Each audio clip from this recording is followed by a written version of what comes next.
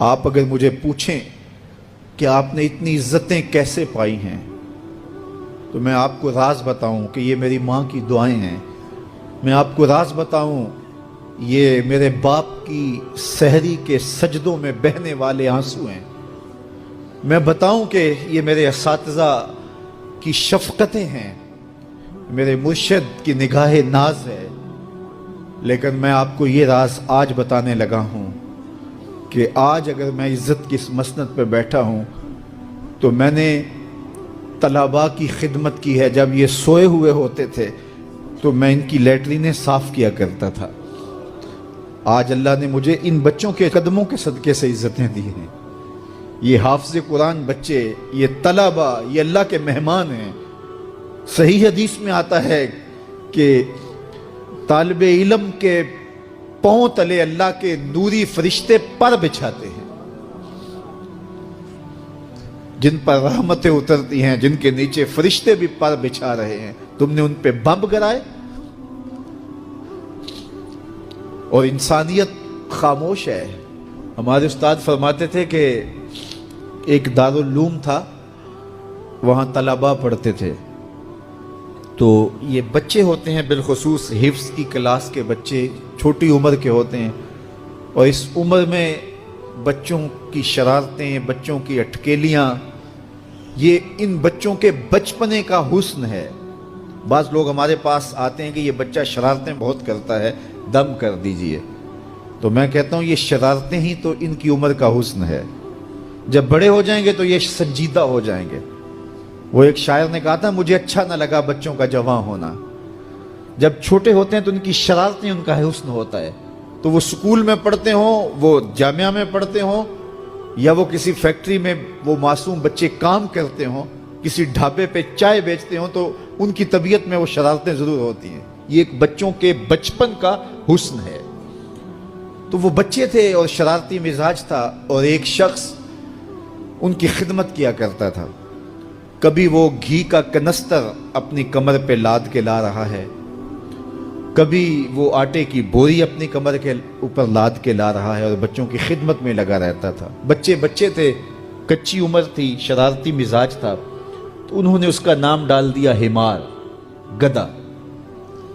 جب بھی بھوک لگی ہوتی اور وقت کھانے کا قریب ہوتا تو کہتے وہ ہمارا گدھا گیا ہوا ہے, ابھی لے کے آئے گا تو کھانا ہم کھائیں گے.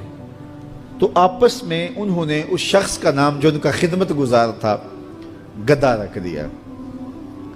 اسے پتا چلا کہ یہ مجھے گدھا کہتے ہیں, میں ان کی خدمت کروں, نوکری کروں, بلا معاوضہ میں ان کے لیے کمر پہ گھی کے کنستر اور آٹے کی بوریاں لاد لاد کے لاؤں, اور یہ مجھے گدھا کہتے ہیں.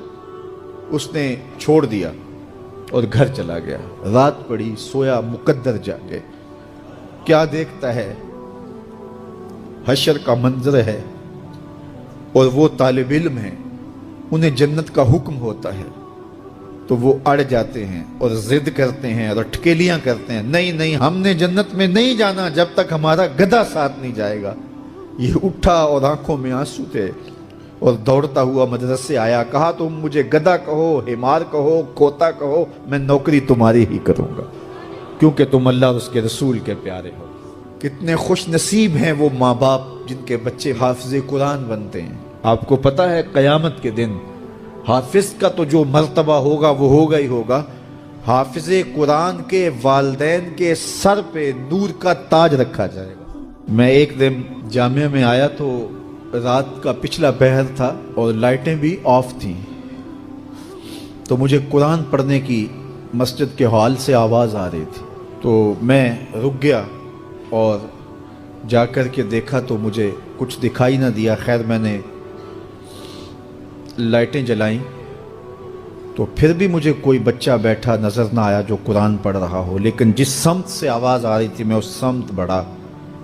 تو میں جب آگے گیا تو دیکھا کہ ایک بچہ سویا ہوا قرآن پڑھ رہا ہے. ان کے تو خوابوں میں بھی قرآن ہوتا ہے. یہ تو جنت کی چڑیاں ہیں. حضور نے فرمایا اللہ اس شخص کے چہرے کو تر و تازہ رکھے جس نے میرے سے کوئی حدیث سنی, پھر جیسے سنی اس کو ویسے آگے پہنچا دیا. اور آقا کریم نے فرمایا بعض اوقات سنانے والا اس پر اتنا پہنچ کے عمل نہیں کرتا جتنا پھر سننے والا اس کے اوپر عامل ہو جاتا ہے. تو جب حضور نے دعا دی ہے کہ اللہ اس شخص کے چہرے کو تر و تازہ رکھے جس نے میری حدیث کو، میرے فرمان کو سنا اور ایسے ہی آگے پہنچا دیا، تو پھر موت کی سختیاں بھی اس کے چہرے کی تر و تازگی ختم نہیں کر سکتی، پھر قبر کے لمحے بھی اس کے چہرے کی تر و تازگی کو ختم نہیں کر سکتے. حشر کے دن لوگوں کے چہرے مرجھائے ہوں گے، جس کو رسول اللہ کی دعا ہے اس کا چہرہ اس دن بھی تر و تازہ ہو. تو حضور علیہ الصلوۃ والسلام کے فرامین کو سننا، دیکھیے جو تفصیلی علوم ہیں ان کو حاصل کرنا، سیکھنا، یہ ہر ایک کے لیے فرض نہیں ہے، لیکن جو ضروریات دین ہیں ان کو سیکھنا یہ فرض عین ہے، یہ ہر ایک کے اوپر فرض ہے. اگر کوئی نہیں سیکھتا تو وہ گنہگار ہے. اور اس میں نماز کے مسائل ہیں، روزے کے مسائل ہیں، حج کے مسائل ہیں، زکوٰۃ کے مسائل ہیں. اگر کاروبار کرتا ہے تو بیع و شراء کے مسائل ہیں، اور کفر اسلام کی ضروری باتیں ہیں کہ کفر کیا ہے، اسلام کیا ہے. تو یہ ساری ضروری چیزیں جو ہیں ایمانیات سے جو تعلق رکھتی ہیں، ان کا سیکھنا جو ہے ضروری علوم کا، یہ ہر ایک کے اوپر فرض ہے. تو اس لیے آپ لوگ اپنا وقت کچھ نکال کر کے جو ہے وہ اس کے لیے صرف کریں، اور ضروریات دین سیکھنے کے لیے کچھ فرصت کے لمحے نکالیں. لوگ کتنے طویل ڈپلومے کرتے ہیں، کاروبار سیکھتے ہیں، کن علوم میں مہارت ہے جو ہمارے لیے بالکل غیر ضروری ہے. کسی نوجوان کے پاس بیٹھ جاؤ نا تو وہ تمہیں بتائے گا کہ کس کرکٹر نے کس میچ میں کتنے سکور کیے تھے. لوگوں کی یہاں تک معلومات ہیں، اور وہ 15 سال پرانا میچ ہے، اس کے اندر کس نے کتنے آؤٹ کیے تھے، کتنی وکٹیں لی تھیں، کتنے جو ہے وہ اس نے سکور کیے تھے، اور اس کی پوری زندگی کے سکور کتنے ہیں، کیسی کیلکولیشن ہے، اور کس قدر لوگوں کا پکا حساب ہے. یہ وہ چیز ہے جس کا نہ دنیا میں فائدہ نہ آخرت میں فائدہ، لیکن دلچسپی ہے نا. جس چیز سے دلچسپی ہو تو وہ چیز خود بخود ازبر ہوتی چلی جاتی ہے.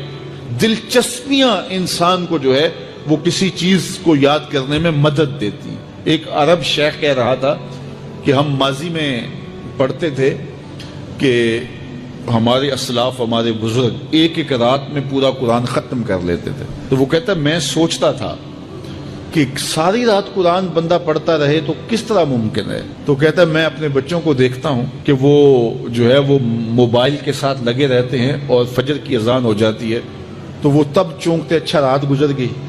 تو میں کہتا ہوں نوجوان کی دلچسپیاں کچھ اور ہیں، اور وہ بھی اس شغف کی وجہ سے ایسا کھبا کہ رات گزر گئی اور اس کو پتہ ہی نہ چلا. تو جن کو قرآن کا نشہ ہو گیا تھا، رسول کریم صلی اللہ علیہ وآلہ وسلم نے ارشاد فرمایا میں تمہیں ایسی عبادت نہ بتاؤں کہ جس کو کرنا بہت ہی آسان ہے، اور بدن پر وہ بوجھل نہیں ہے، بدن پر وہ ہلکی ہے. عبادتوں میں مشقت تو اٹھانا پڑتی ہے.